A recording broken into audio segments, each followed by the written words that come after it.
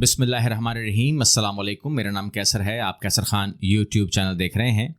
کل سعودی عرب میں ایک انتہائی افسوسناک واقعہ پیش آیا, ایکسیڈنٹ کا واقعہ پیش آیا, اور وہ اس کے بارے میں تفتیش جاری ہے. لیکن وہ کلپ آپ دیکھ لیجئے, ایکسکلوسیو کلپ ہے آپ لوگوں کے لیے. آپ دیکھ لیجئے اپنی آنکھوں سے کیا ہوا تھا اس وقت.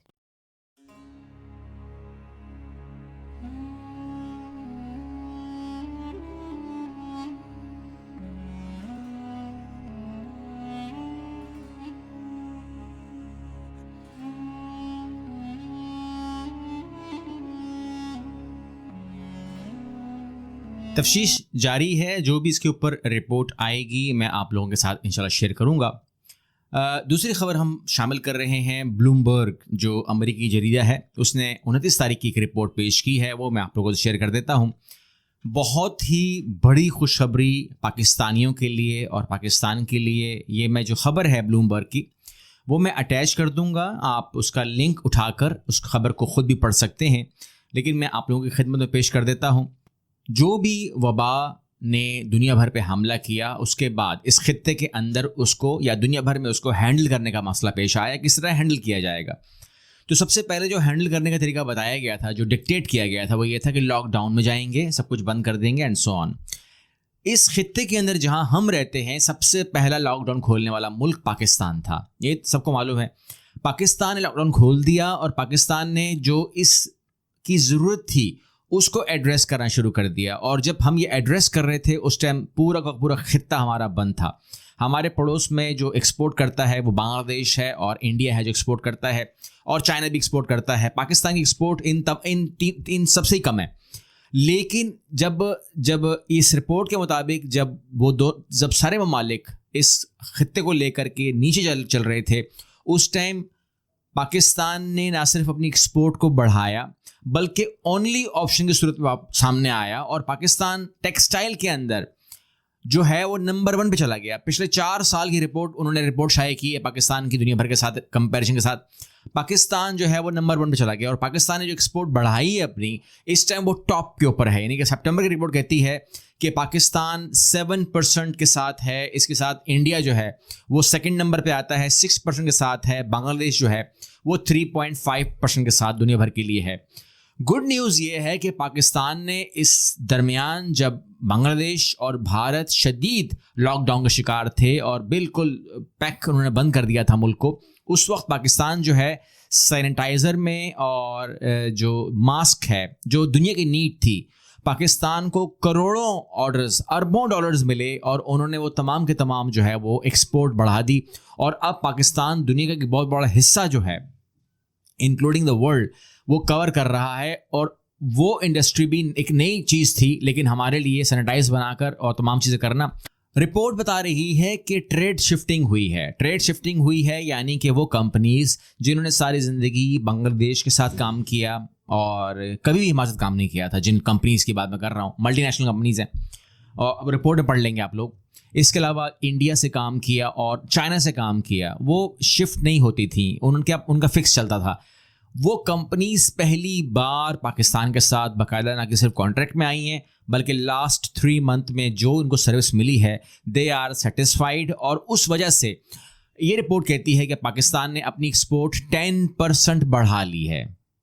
ان ایکسپورٹس کا تعلق جو یہ رپورٹ کہتی ہے ایک اور بھی ہے. وہ کہتے ہیں کہ 2 جائنٹس کی فائٹ, یعنی کہ جو USA ہے اور جو چائنا ہے, اس کے اندر کسی وقت بھی کچھ بھی ہو سکتا ہے. یہ کیفیت محسوس کی جاتی ہے کہ کچھ بھی ہو سکتا ہے. اور اس کے اندر جو رگڑا لگے گا, مطلب جو میدان جنگ ہے, جو اسٹیڈیم ہے, اس اسٹیڈیم کا نام انڈیا ہے, بھارت ہے. یعنی کہ اسٹیڈیم ہوگا ملک بھارت کا, اور لڑیں گے اس کے اندر ڈریگن اینڈ ایلیفینٹ. یہ 2 فائٹس جو ہیں, ایلیفینٹ نہیں کہنا چاہیے مجھ کو, پتہ نہیں کون آئے گا, لیکن آتی تو ہے وہ. بہرحال پاکستان کی اس ترقی میں سمجھتا ہوں کہ کردار چائنا کا موجود ہے, کیونکہ جو کاؤنسلنگ, جو ایڈوائس چائنا نے ہم کو دی, وہ اس کے اوپر عمل کرتے ہوئے پاکستان نے جو ہے وہی کام کیا کہ اپرچونٹی تھی, اور پاکستان نے اپرچونٹی کا فائدہ اٹھایا اور اپنی جگہ بنائی, اور 10% گروتھ لی اس نے. اور آگے جو ہے صاف لگ رہا ہے کہ اب اس میں اندر ظاہر جب آپ موٹیویٹ ہوتے ہیں تو کام بڑھتا ہے آپ کا. تو پاکستان کے پاس موٹیویشن بہت زیادہ ہے, اور بہت گڈ نیوزز پاکستان میں ہیں. پاکستان میں انڈسٹری اور بڑھی ہے اور بڑھے گی, اور بڑھ چکی ہے اور اس کے اندر ترقی آنے والی ہے اور کاروبار جو ہے اس طریقے سے اور کھلے گا. ڈالر کے ریٹ کم ہوں گے کیونکہ آپ اپنا ایکسپورٹ بڑھائے جا رہے ہو, ڈفرینس کم ہوتا جا رہا ہے, امپورٹ کم ہوتی جا رہی ہے. تو اس طریقے سے ڈالر کا جو فرق ہے وہ بھی کم ہوگا, جس کا اثر فیوچر میں, ابھی نہیں کیونکہ ابھی آپ فوراً اعتراض کر دیں گے, فیوچر میں ڈالر کے اوپر اثر پڑے گا. یہ میں نے ایک الگ ویڈیو دی تھی جس کے اوپر بہت کرٹیسزم ہمیشہ آتی ہے کہ ڈالر اتنے کا ہو جائے گا, 400 کا ہو جائے گا, 500 کا ہو جائے گا. ڈالر جب آپ اپنی ایکسپورٹ بڑھاؤ گے تو ڈالر گرتا ہے, یہ میں ابھی بھی کہہ رہا ہوں, اور انشاءاللہ 2021 کے اندر آپ بہت اچھی نیوزز سنیں گے. یہ میرا ایمان ہے 2021 کے اندر آپ کو اچھی خبریں آئیں گی. اور جو صورتحال ہے جو ڈی اسٹیبلائز کر رہے ہیں, جو خراب کر رہے ہیں اس کو, وہ ہونے والا نہیں ہے, کیونکہ پاکستان کے ساتھ, جیسے کہ آپ لوگ بھی اکثر مجھے کمنٹ کرتے ہیں کہ پاکستان جو ہے وہ اللہ کا انعام ہے اور اللہ کا راز ہے, تو انشاءاللہ ایسا کچھ ہونے والا نہیں ہے. دشمن جو اس کے دماغ میں آتا ہے, یہ بھی میں نے سنا کہ وہ کہتے ہیں کہ جی وہ اگر ہم ابھینندن کو نہیں چھوڑتے, وہ جو ہمارا میر صادق ہے, تو وہ کہتا ہے ایاز صادق ہے مگر وہ اب میر صادق ہے میرے لیے, تو وہ جو ہے 12 گھنٹے کے بعد بھارت حملہ کرنے والا تھا. میں حیران ہوں اس بیان پہ, اس لیے کہ میری ایک عام عقل ہے اور میں کہتا ہوں کہ اگر میں یہ بات مان جاؤں اس کی, تو ابھینندن پہ ہی حملہ خالی کرنے والا تھا. جو کلبھوشن یادو ہم نے پکڑا ہوا ہے وہ بھی ونگ کمانڈر ہے نا, تو اس پر حملہ تو کب سے ہو جانا چاہیے تھا. تو اگر ان کی کوئی اوقات ہوتی, کوئی شکل ہوتی, کوئی ہمت ہوتی, تو وہ ابھینندن کیوں وہ کلبھوشن کے اوپر کر لیتے. اور اگر ان کے اندر واقعی میں ہمت ہوتی تو وائی ویٹ فار ابھینندن اور کلبھوشن. ویٹ نہیں کرتا, جس کے اندر تپڑ ہوتی ہے وہ ویٹ نہیں کرتا, وہ اپنا کام کرتا ہے.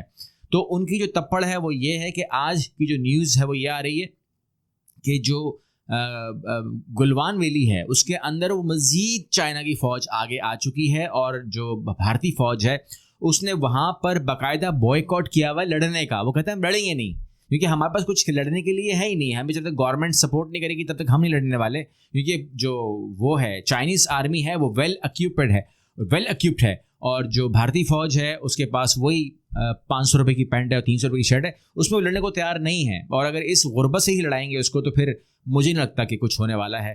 تو امید کرتا ہوں آپ کو ویڈیو کا فائدہ ہوا ہوگا. چینل کو سبسکرائب کریں, لائک کریں, شیئر کریں. اللہ حافظ.